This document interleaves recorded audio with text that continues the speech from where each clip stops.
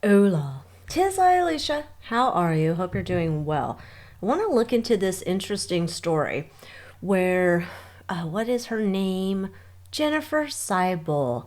She's come forward with a story that's, she's Newsom's wife. Gavin Bang Your Wife, Newsom's wife. Okay, just that's who Jennifer is. You'll remember her as well. She was a part of the Harvey Weinstein case. So she's come forward with this story. I'm recording this in June 2023. That she was a 6-year-old and she was playing with her 8-year-old sister Stacy and other children with these golf carts on a trip in Hawaii, I believe. Yeah, in 81. So she's playing, and suddenly Newsom's wife, Jennifer, who was then 6, her cart suddenly goes into reverse and runs over her sister, taking her sister to the other side. And Jennifer said she never saw that her 8-year-old sister was behind the cart when the cart went into reverse. Horrible story. Here's the problem. So Jennifer Newsom, whatever we're calling her, I feel like she has some other name. She's not, like, to me, I don't know. I don't think about her that often. It's weird. I think about her dumb husband, because he's governor of this dumb state. She doesn't pop up too often, but when she does, it's always weird, right? Because when she popped up in the Harvey Weinstein trial, she testified, and I don't think the jurors believed her at all. Interesting. Because she was one of the 4 women that testified against Weinstein during his essay trial. And the problem was that she kept pestering Harvey for movie roles, tickets to the premieres, and to donate to Gavin's campaign. It's weird. Why would you go back and ask this guy who's been doing horrible, disgusting, nasty things to you and say, oh my God, you have movie tickets? Oh my God. Do you want to donate to my husband's campaign? Like, I wouldn't talk to that idiot ever again. More than an idiot. Predator. Wouldn't talk to him ever again. But not Jennifer. She's going to talk to him because, things happen. These people. Anyhow, I'm curious about this story. Newsom's supposedly going to be running for president. I mean, we all know Corn Pop ain't going to make it. But, good Lord, you do not want Newsom. After living here with this, no, you don't want that psycho. But he's going to probably run, right? And then he's going to bring this one around, Jennifer, with him. So, what's up with this story? Let's see, is this story true? Did she accidentally run over her older sister? Like, the way she makes it sound was that the cart just went into reverse. Like, it wasn't deliberate. But then she feels all this survivor's guilt. It's a weird damn story to be bringing up. Okay, so I want to know about the damn story. God, you know what? Let's bring out Mildred Payne. What's going on with this story? Jennifer Seibel Newsom, 6 years old, playing with her 8-year-old sister Stacy and some other children, and her golf cart suddenly goes into reverse, taking out her sister Stacy.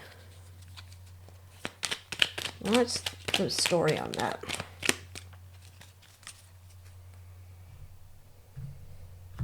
And again, it's all alleged entertainment purposes only. This is a card reading, not fact, my opinion. Thank you. Okay.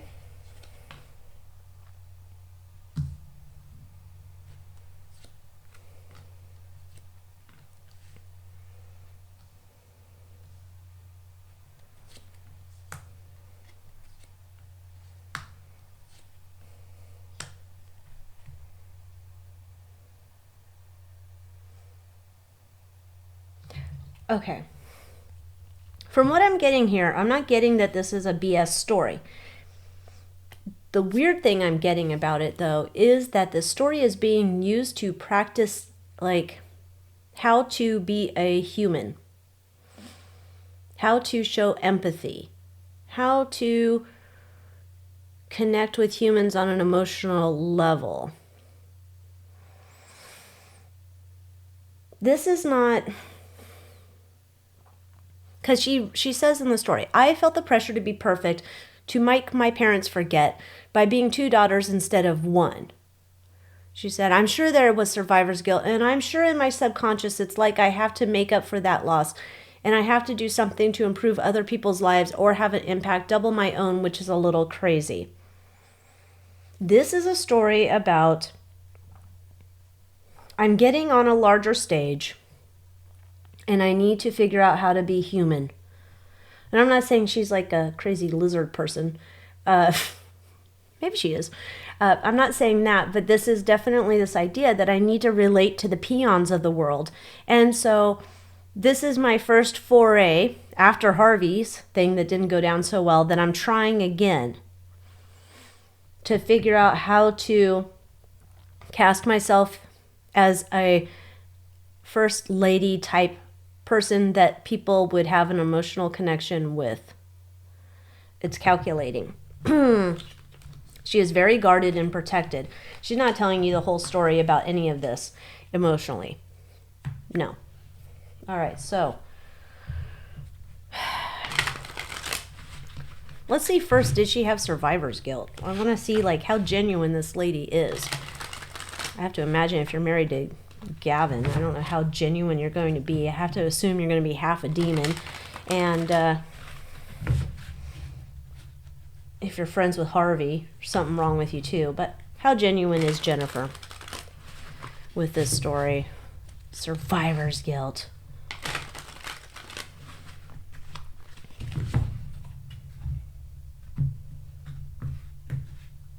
Oh, and we're using this deck, Somnia.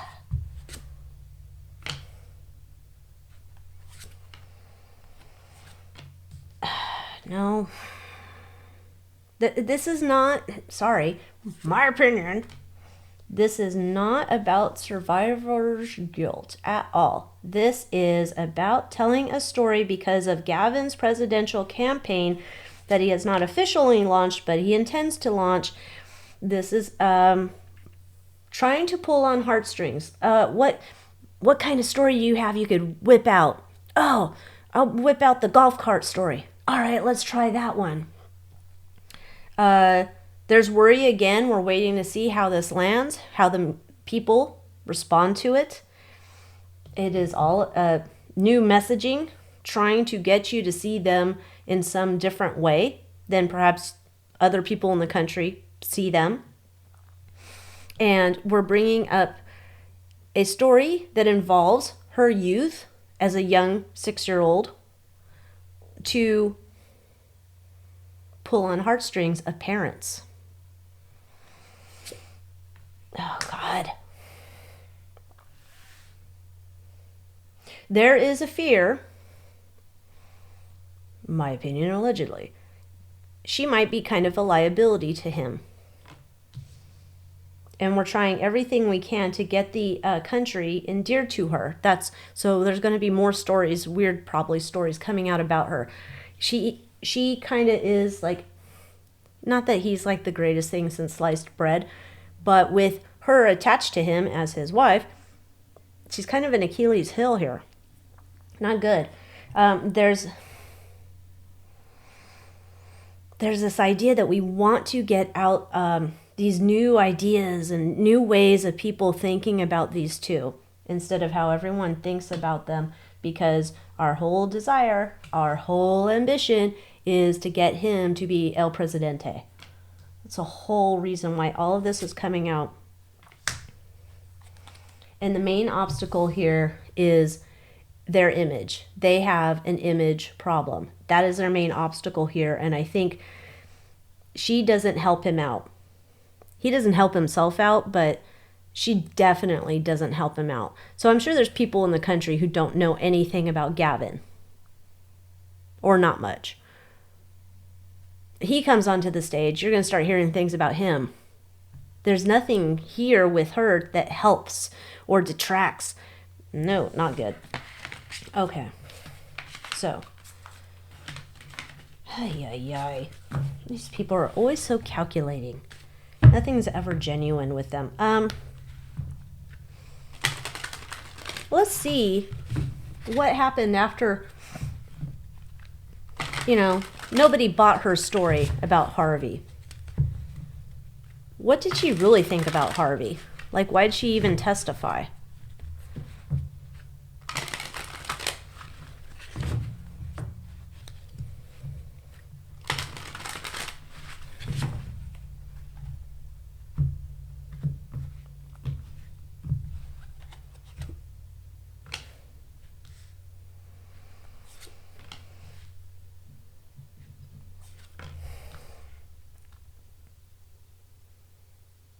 This was a political move. My God. This was a political move. Now, whether something happened between her or Harvey or not, it's the way this comes through is that she pushed herself into the trial to make it so that she would also be a witness, a victim. She pushed herself into this because she wanted to be seen as a right fighter. We're not going to let these horrible men like Harvey do this kind of stuff to us. This was about expanding her star, her reach, how people would see her. This was Wade before she went to go testify by, I'd say, her and Newsom. And she was like, I'm going to go out there and tell the truth.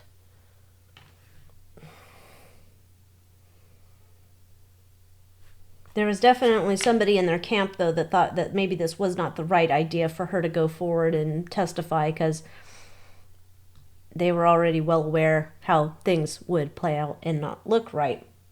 She didn't care because she was going to be the magician and she was going to put on a show. And I don't know, maybe I don't care enough to look at the moment. Was she like an actress? Because this feels like she thinks she's like the Meghan Markle of Suits actress level Academy Award winner, that she thought she was going to pull it off. She would get the jury to believe her. My opinion. Yes, there is this idea. She's working in concert with others. This is all about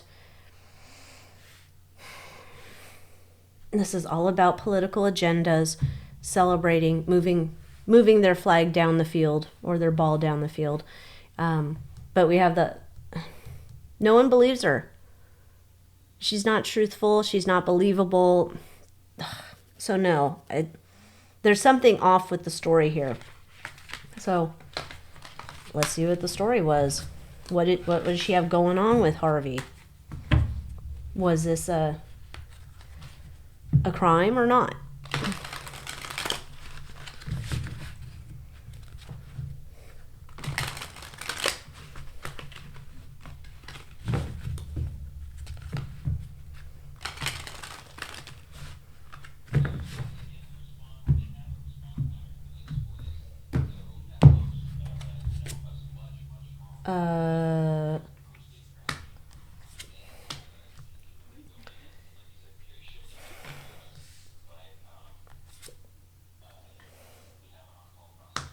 That's a star card. Up at the top, the overriding concern. I think, my opinion, whatever was going on, this is something happened between the two of them. I am not seeing this as a crime, my opinion. I'm seeing as there might have been, these people are so like transactional. Anyway, this feels like this was a transaction that went on between those two, Harvey and Jennifer, my opinion. And that she was able to then later twist this for whatever political cachet she thought she was going to get from it. She essentially turn the tables on him at a later point. This was never like an issue brought up in the past. That it was like she was a true victim. This was all for gaining some political coin. Do not trust these people as far as I could throw them. No good. So, all right. Well, there you go. I don't trust her now. And this all seems like craziness. Anyhow, I think she's a tuku. Yeah. Well, with that, thank you so much for watching. Join me in the Moon Moth Manor at AlyciaWicker.com, and I'll see you next time. Adios.